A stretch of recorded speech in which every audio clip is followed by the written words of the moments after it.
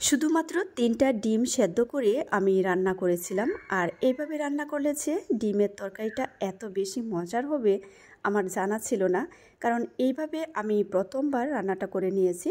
তো ৩টা ডিম সেদ্ধ করে আমি এই যে কেটে নিচ্ছি, কুসুমটাকে একটা সাইডে রেখে দিচ্ছি আর সাদা অংশটাকে একদম কুচি কুচি করে কেটে নিচ্ছি।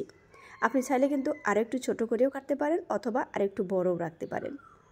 তো এখন চলে আসছি একদম রান্নার পদ্ধতিতে। তো এখানে একটি প্যানে তেল দিয়ে আমি সামান্য হলুদ গুঁড়া দিয়ে দিলাম। এখন ডিমের যে সাদা অংশগুলো এগুলাকে আমি ভেজে নেব। মানে আমরা যে আস্ত ডিমটা রান্না করি ঠিক সেভাবেই, তবে এখানে আমি ডিমগুলোকে ছোট অংশে ভাগ করে দিলাম। এতে করে কিন্তু মশলাটা একদম ডিমের সাথে মাখা মাখা হয়ে যাবে।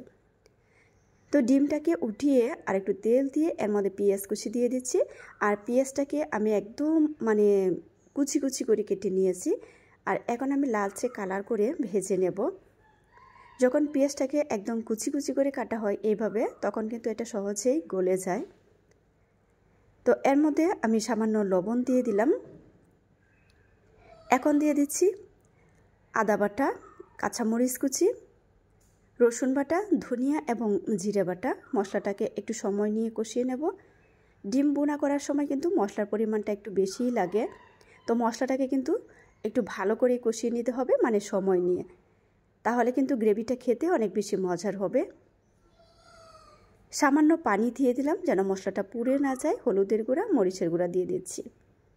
আবারও একটু নেড়ে ছেড়ে মশলাটাকে কষিয়ে নিচ্ছি। এখন এর মধ্যে পানি দিয়ে দিলাম। আর যখন তেলটুকু উপরের দিকে উঠে আসবে ঠিক সেই মুহূর্তে আগে থেকে ভেজে রাখা ডিমগুলোকে আমি দিয়ে দিচ্ছি। ডিমগুলো দিয়ে মশলার সাথে ভালো করে এভাবে একটু মিশিয়ে কষিয়ে নিতে হবে। আমরা আস্ত ডিম যখন রান্না করি তখন কিন্তু মশলাটা একদম ভিতর পর্যন্ত যায় না। তো এইভাবে যখন আমি কেটে কেটে রান্নাটা করলাম, আর এই ডিমটাও খেতে কিন্তু দারুণ মজার হয়েছিল।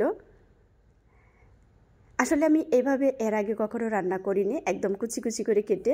আজকে প্রথমবার ভাবলাম যে ডিমগুলোকে আমি আস্ত রান্না না করে একটু ছোট অংশে কেটে দেই। আসলে এই ডিমটা খেতে কিন্তু দারুণ মজার হয়েছিল। আমি একটা মশলা অ্যাড করে দিচ্ছি এখানে। জিরা, একটা লবঙ্গ, একটা এলাচ আমি হালকা ভেজে পাটায় বেটে নিয়েছিলাম। ডিমের কুসুমগুলো দিয়ে একটু নেড়ে ছেড়ে কয়েক মিনিট জাল করে নিচ্ছি। রান্নাটা কিন্তু একেবারেই সহজ আর খেতে কিন্তু দারুণ মজার হয়েছিল।